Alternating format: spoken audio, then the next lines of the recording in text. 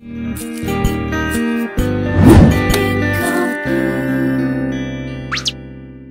everyone. I am not used to filming next to a fridge. I'm sat in my boyfriend's room, if any of you are wondering where the hell I am at. It's the new year. It is a brand new spanking new year, and it sounds so strange to say 2015. You know, like the beginning of a new year, it takes a while for you to get used to the sound of the year. I'm really struggling with that because 2015. But before I get into talking about New Year's, I just want to speak about my Vlogmas videos, which I posted every single day up to Boxing Day.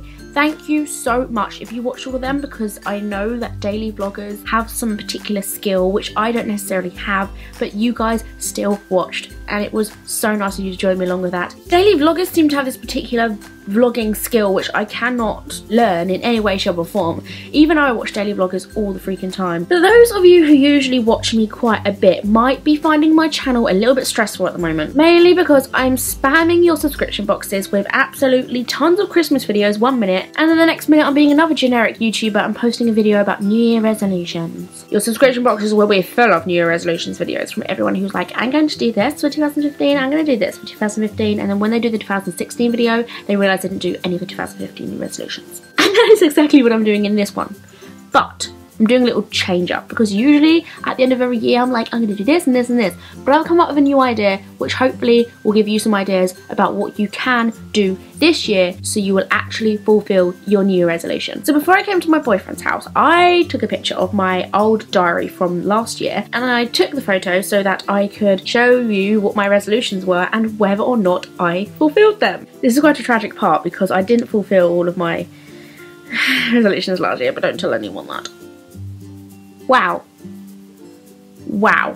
I've just read one, and I haven't just fulfilled that one, I have dominated that one. So I didn't share with anybody what my new resolutions were, so this is the first time I'm going to share it with you, and then we're going to discuss whether I actually did them for once. So my first New Year resolution was to make YouTube a second priority after my uni projects and stuff like that. Reach up to 10,000 subscribers.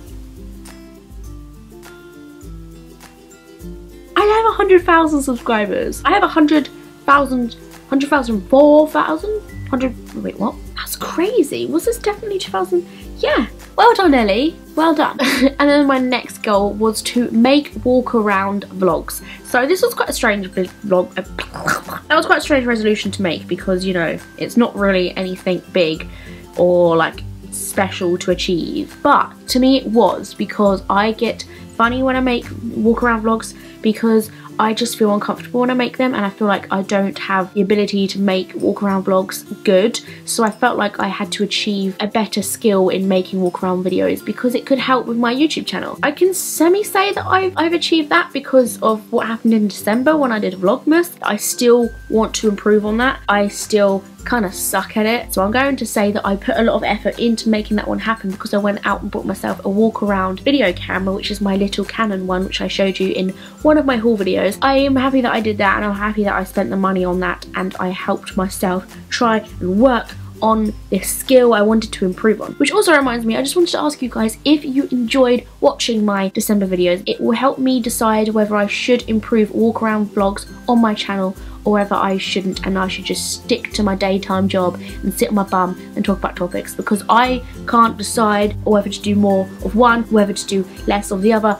It's really difficult for me to decide, so give me your honest opinions in the comment section, please, please, please. If you're saying, don't do it, that's just as helpful as saying, do it. So my next resolution was to concentrate on your relationship. I found this one kind of cute because I forgot that I wrote it. It says, concentrate on your relationship. He is what has made you happy, and that he is indeed Kyle. Oh, obviously, I've definitely concentrated on my relationship. That's one of the top 3 things I focused on this year is uni, YouTube, and my boyfriend. The reason why I wrote that resolution to achieve in 2014 though was because the year before that was a very, very dark year for me. There was not a lot going on in my life. Things had happened the year before that, and it made the year after that pretty shitty for me. I just isolated myself from everyone, anything, and it would just make anxiety hit me like a brick. And I'm helping myself now. Like, obviously none of that exists anymore. I'm happy, but I wrote that because he had helped me come out of that. I wanted to show him that so bad that I felt like I should dedicate a whole new resolution to him so I could prove it, really. Whether or not he sees that I've concentrated on him so much this year, or whether he doesn't, I know that I've tried my best, and you can't really do more than that, really. And the next resolution I made was to be healthy again and lose 50 lbs. I definitely lost 50 lbs throughout the year, but I did not keep it off. I'm not gonna lie. Oh my god, let's pretend that I didn't say that. It has taught me not how easy it is, but how fulfilling and like amazing it feels to achieve something like that. So it's taught me something I didn't know before, and it will definitely help me in the future when I want to make that life change again. We all become a winter whale, is what I'm trying to say. Basically when it's cold and you don't really show much flesh anyway, so you think, why should I lose weight? And I've basically become a victim of that. The next resolution I made was to say yes to more things you wouldn't. I made that one because some of you guys know I struggle with anxious feelings and I deal a lot with anxiety. I overthink everything in my entire life. Anything I'm doing now or anything I'll do in 5 minutes time, probably everything. Basically what I'm trying to say is that overthinking is a bigger problem than a lot of people think, because they don't realise how much some people do it. And that was basically one thing I really wanted to work on in the year, and it was to achieve more things that I thought I wouldn't be able to do, just because my new resolution was to do yes instead of no when it came to arranging things. And I think I have, and it helped, but it didn't help enough. And I think the reason of that is because I didn't concentrate on the things which I said yes to enough to encourage me to do more things which I can say yes to. But when I actually sit down and think about the experiences I did, even though I didn't want to, I think, yes, I am super glad I said yes. So what I'm going to do for my 2015 New Year resolution, I'm not going to do anything massive or big or a list which I will just forget like I did. I had to actually take a picture of that sheet so I could say this video to you. I should just know my New Year resolutions on the top of my head so I can achieve them, not just forget about them and not achieve them. So my new resolution is the last one of last year's, which was to say yes to new things. But every time I know that I've said yes to something I don't necessarily want to do, I have to make sure I take something from that experience in a physical form. For example, receipts, photos, leaflets, badges, brochure, gift, like I could buy something. I just need to find something from that experience to take it away so I can take it home with me. For example, I get offered to go somewhere with somebody who I'm not very close with, it involves travelling, I'm not sure about it, I start overthinking, blah blah blah blah blah. This is what I do. I overthink how I'm going to get there, what I'm going to do when I'm there, and how I'm going to get back. I don't think about the experience, I just think about what I have to do. I've sort of learnt now that that is the first stage to saying no. I've taught myself to say yes, and then as soon as the overthinking starts, I have to literally leave the room and do something which will help me forget about it. So anyway, put that aside, what I need to do is save all these things such as receipts and then pin them up on some sort of bulletin board, like one of these, you know, notice board things with pins in them. So as the year goes on, I'm pinning things up which has a big display of stuff which had happened from saying yes instead of no. And because that bulletin board will be in my room, I will see it every day and I will look at it as cool experiences. Even if some of them are quite naff and I would probably not do it again, I can still look at it and be like, actually that's quite a funny story to tell people in the future, or actually if I didn't do that I might not have met that person on the way back, or a little chat I had with someone was quite cool. It doesn't matter, just stick it up, even if it was a shocking experience, even if you panicked when you got there and went home instead. You're still learning and shaping yourself as a person that you will become tomorrow. Even if it means going to the hairdressers. I do not go to the hairdressers ever. Anxiety central, but I don't really need to because my sister does my hair. But what I'm saying is, if you do need to go to the hairdressers, usually just ask a friend because you're too scared to go to the hairdressers.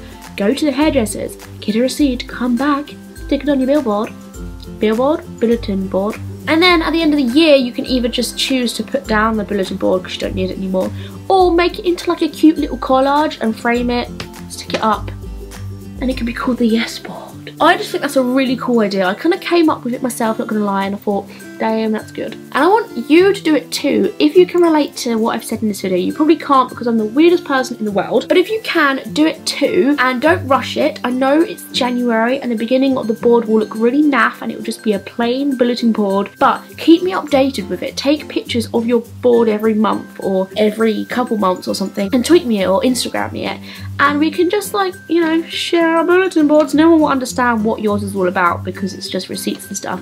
Your family might think you're a weirdo for putting things up which aren't very relevant at all. It could be just a piece of paper or a coffee you bought in Costa because usually you don't like going on your own. Irrelevant stuff to friends and family, but it will mean a lot to you, I promise you. And let me know if you're doing that in the comment section below, please, because I'd really like to know that. And I do wish you the best year. If last year was shit, if the year before that was terrible, I know that this year is your year and I'm super excited to see what it brings to you because I know it will be a good one. I promise you. I love you guys so much. Stay positive, stay happy, stay awesome, and I will see you in 3 days time, which I'm really emotional about because I've got to go back to uni. I forgot to say, stay sexy guys. Bye. Oh, and bye from Mr. Socks. Bye guys.